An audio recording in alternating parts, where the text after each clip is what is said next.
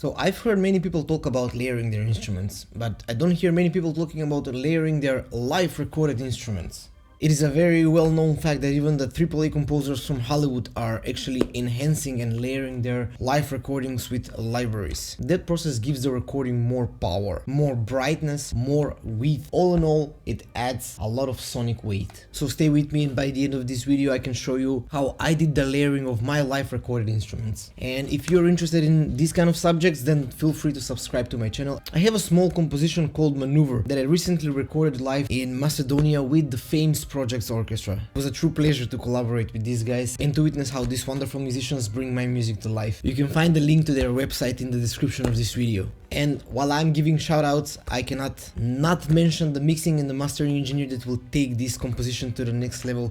Huge shout out to Javier Belze, a friend, colleague, and also a co-member in the Audio Architects International Music Group. You can click there in the corner if you want to see a little bit more of his work. In order for him to mix and to master this to its optimal quality, I'm not supposed to use any kind of reverb or equalization. We can start off with the strings, with the first violin, including the divisi. So as you can see here, I've used 1, 2, 3, 4 and 5 libraries that will be playing in the same time only with violin 1. For example, in this section here, while I have violins 1 playing together with the divisi part, there are all in all 10 libraries playing at the same time, so 5 times 2. Let's check out the sound when it's not layered.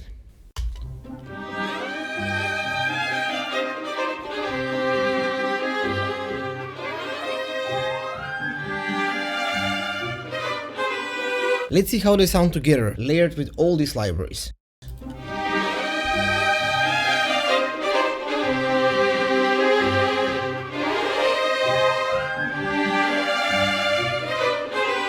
Important note, while I was writing and performing these layers, I spent a lot of time quantizing. I spent a lot of time imitating to the dot the dynamics, the way of playing, the expression from the recordings. It takes quite a bit of time. One more thing that I would like to mention is that every time when I layer, especially strings, I tend to use a library that has a solo patch in it. That way I get a little bit more definition between the ensemble patch. Of course, all of these layers will be significantly quieter than the real recordings, and it will just be used as an enhancer to the sound. Let's make a quick A and B comparison.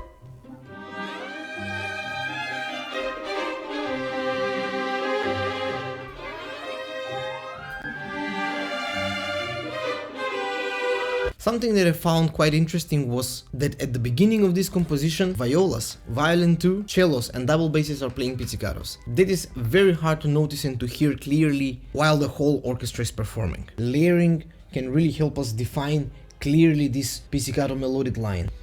We have to keep in mind that this was not an isolated recording session, so we will hear the other instruments also on the microphones from the violins. Pizzicatos without the layers.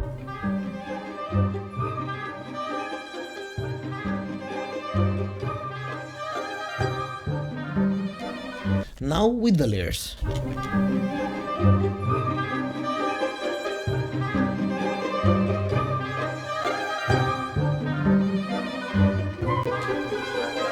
Since the layers are quieter, we cannot notice enormous difference in the volume, but once I do the A and B comparison, you can clearly see that there is a meaningful difference.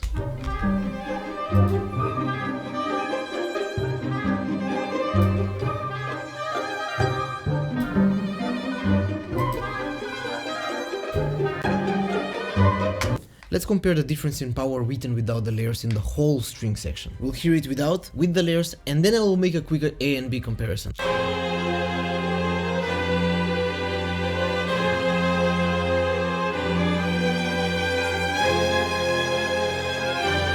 With the layers.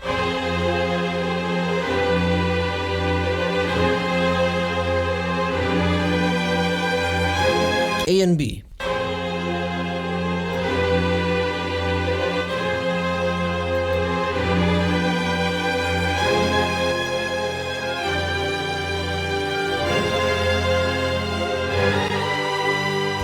Quite noticeable, I gotta say.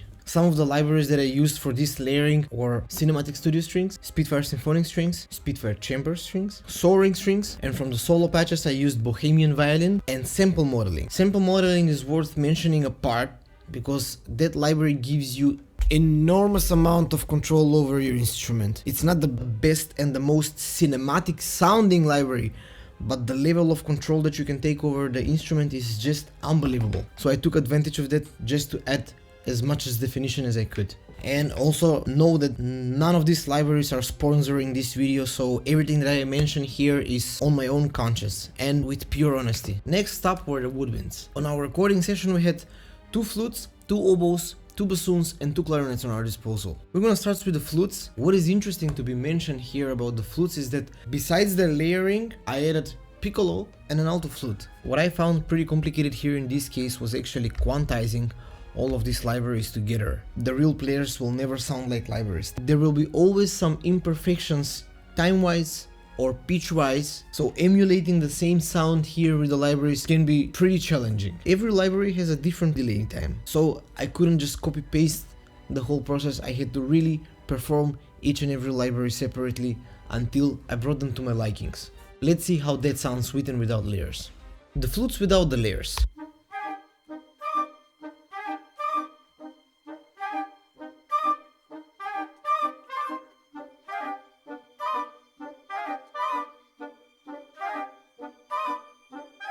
Now the flutes with the layers.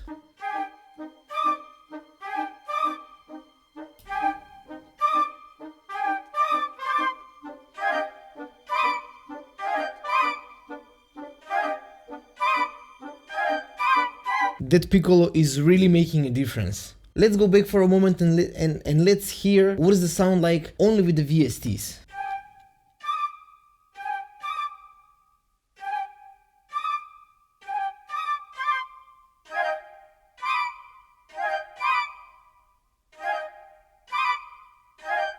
Of course, this is a pretty unreal setting, like nobody would have 15 flutes in an orchestra, but since the layers are going quite a bit under the live recordings, nobody will be bothered. Let's compare a place where they actually don't play staccatos or shorts, but a little bit more legato lines, without the layers.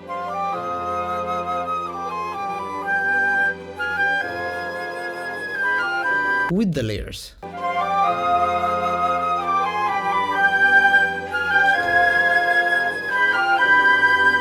Quick A and B.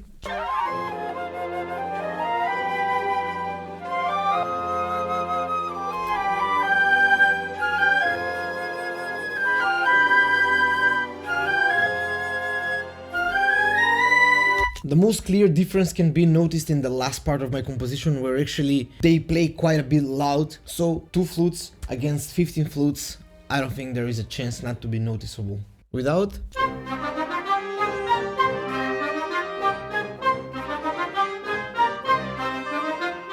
With the layers.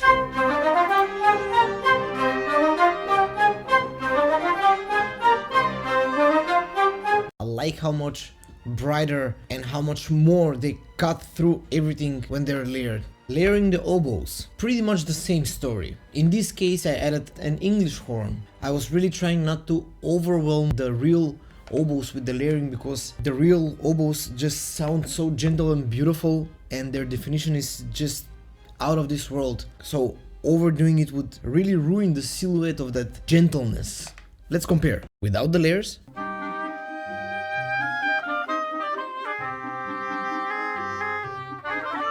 Now with the layers and the English horn.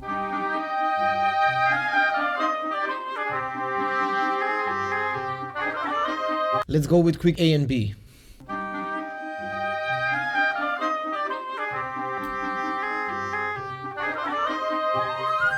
Just like that, a nice and subtle increase of the mass of the sound. We're moving on with the clarinets.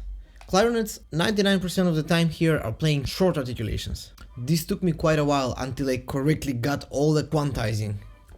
It was a challenging task to perform them so precisely time-wise with 5 different libraries, but in the end it turned out just fine. The way that I was trying to hit the clarinets right on time was by panning the real recordings hard to the left and then panning the VSTs hard to the right. I think that this process got the best of me, and I can notice that they're still not 100%, but at the end of the day, as I said, imperfections are very human thing, so I don't mind if they're not 100% aligned. I will let you hear how it is to have the real clarinets playing on the left side and then VSTs playing on the right side. Recorded clarinets on the left side.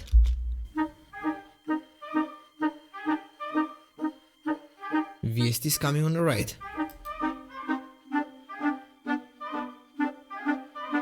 At the end of the day, they're just one small element of the whole woodwind section and of the whole orchestra, so it will contribute to the mass, but it will not disturb the whole body of music.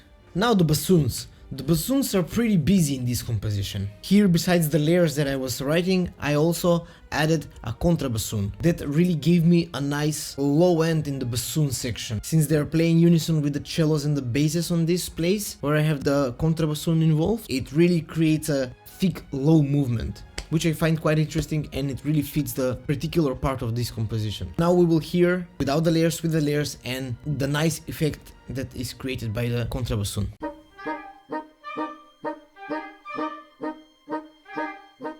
With the layers.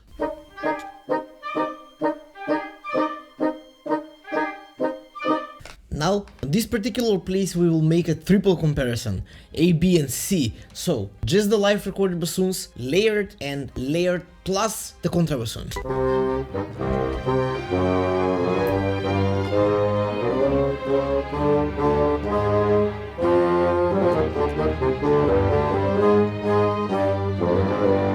Now, let's remove the layers and let's just hear the live recordings with the contrabassoon.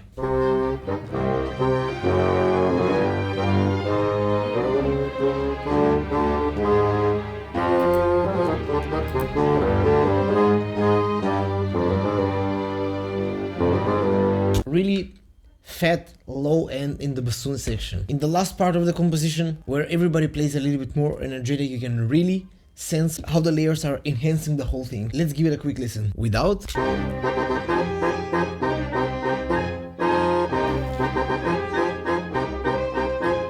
With.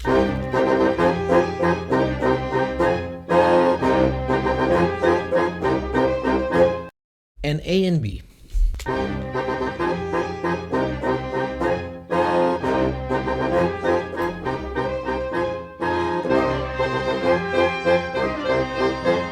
That was pretty much all that was necessary to be done with the bassoons. Alright, so next on the menu we got the brass, the French horn and trumpets. So I have to say that we were pretty thin on this department on the recording session. So I had to layer them pretty nicely with several strong ensemble patches. I used Cinematic Studio Brass, Cinebrass, performance samples, inspired from orchestral tools, and sample modeling. What's interesting to be mentioned here is that the brass from sample modeling sounds ultra realistic. Absolutely not a cinematic sound like what would you get from the Berlin series or from Cinematic Studio Brass or from performance samples, but they really sound like I was hearing the horns live on the recording session, and I will show you just in a moment. So I use sample modeling to enhance the live recordings definition wise, but then I use all the other libraries to enhance the power and the thickness of the whole brass section. We had only 2 French horns and 2 trumpets in the recording session, so I really had to step up my game here with the layering. Let's see first how the horns sound by themselves, then with the sample modeling, and then together with the layers. We will do also an A-B comparison. In this part of the piece, horn 1 and horn 2 are playing unison, only the live recorded horns. Now, the live recorded horns with sample modeling.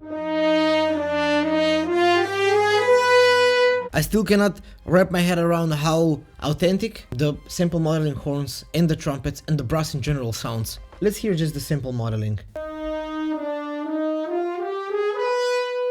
Now the real horns. Very, very close. Now let's hear the horns and all the layers.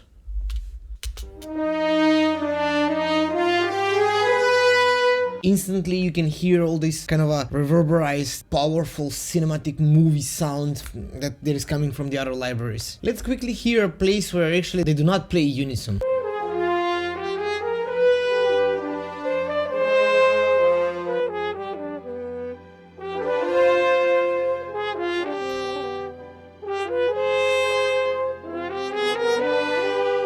This is only the layers.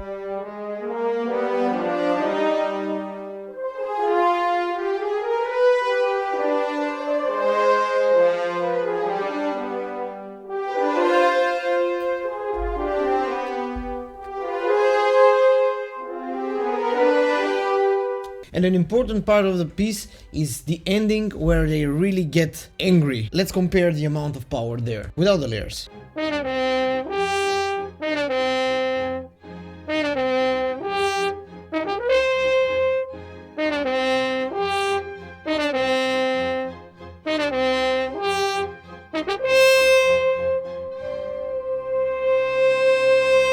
Now with the layers.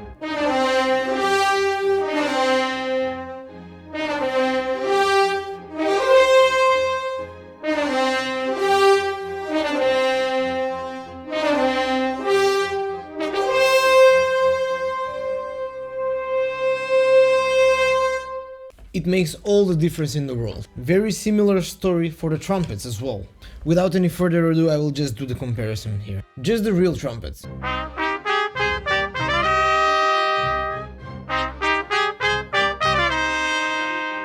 With the layers.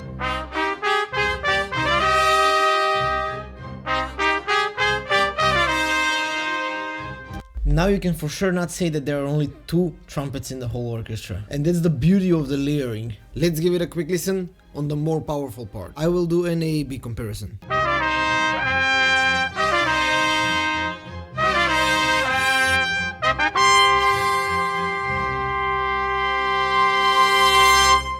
The effect of playing the trumpets and the French horns together with the layers is a special experience. Let's check it out. Without the layers.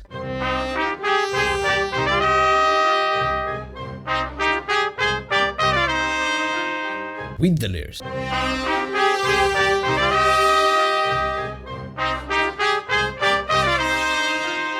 Quick A and B.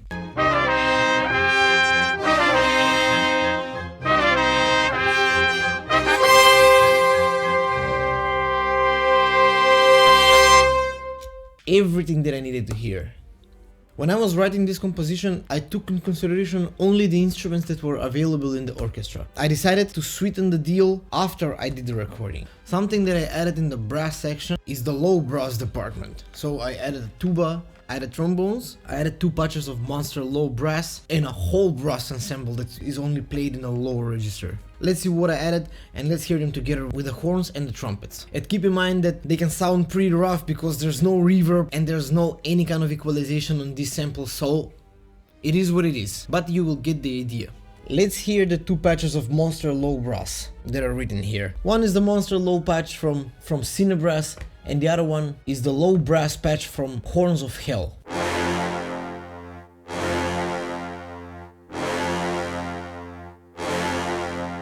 Let's hear it together with a tuba from Sample Mod.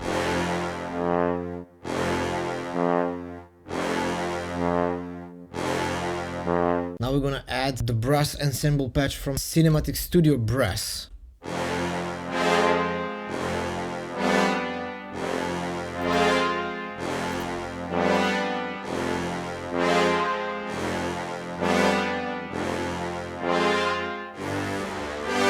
Let's hear this part together with the French horns that are playing at the same time.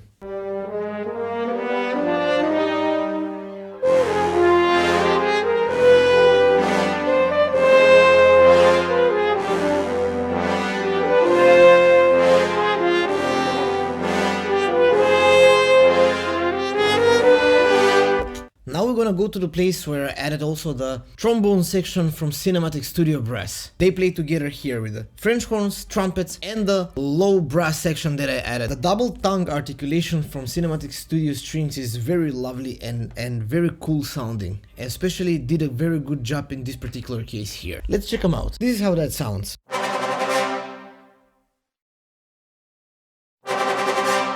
Let's hear it in the context only with the added brass.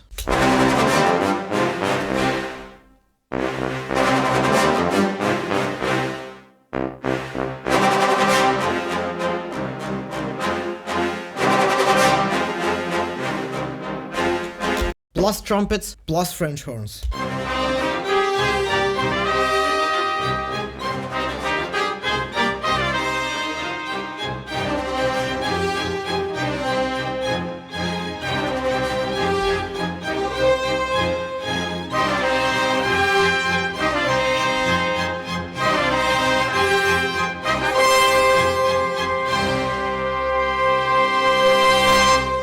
glorious. And that was pretty much all what I did with the brass section. The only left out elements are the piano, the harp, and the percussion. Let's talk about the harp. The only action that I took was actually that I added another one, and in order for me to balance the high end on the left and on the right side, I added a celesta. So they're not playing unison, they're playing different stuff, but I know that the harp will be panned on one side, and then on the other side will be the celesta, and it will be a perfect balance between the two sides in the high end. Only the real harp.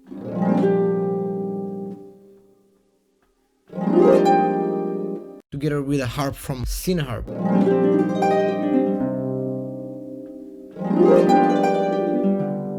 This is a place where they play 8 notes.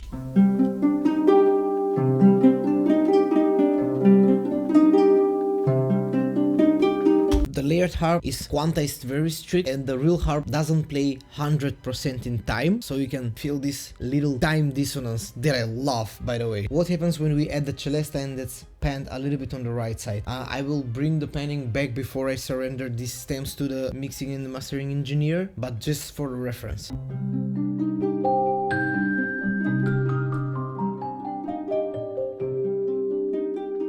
Yep, pretty magical sounding thing. Another instrument that join this lovely combination of celesta and the harp is the piano.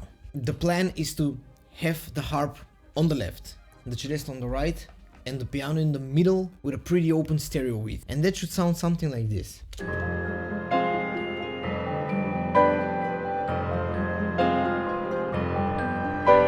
Further down the line, I had to do a small alteration on the piano part. The orchestra and the piano were playing in a slightly different feel.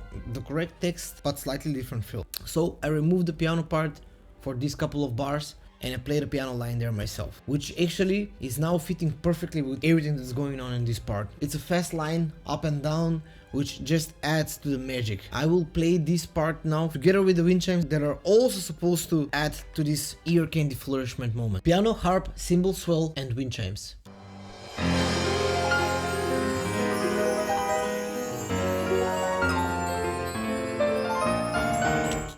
I'm pretty satisfied with the result, and also it fits with the rest of the orchestra. From percussion, what I added were timpani patches, grand cassa, cymbal swells, and piattis. I used the percussion mostly to accent only the parts that were powerful, but just needed that tiny little bit of enhancement. So let's hear the percussion with the brass section and the piano.